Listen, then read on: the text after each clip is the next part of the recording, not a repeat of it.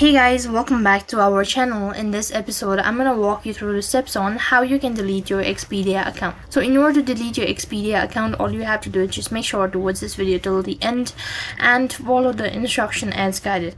Now then, to begin with, first of all, log into your account. If you're using an application, either way the procedure is gonna remain the same.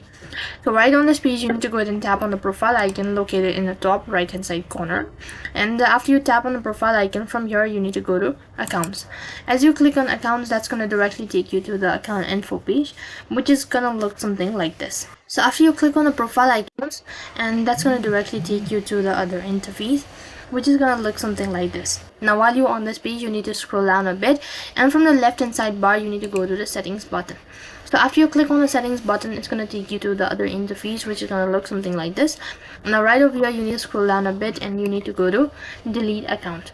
So after that, you'll be able to see the interface something like this. So first of all, you need to go ahead and select the reason why you're actually deleting your account. So go ahead and tap on it and click on the submit button, and if you're sure about it, then you need to go ahead and tap on permanently delete your account. And as soon as you do that, it's gonna ask you to provide in the password in order to confirm your identity. And once done entering the information, you've successfully deleted your Expedia account. So in this way you can delete your Expedia account. That is all for this video. I hope the video was helpful. Make sure to like, share and subscribe to our channel. Thank you for watching. See you in the next video.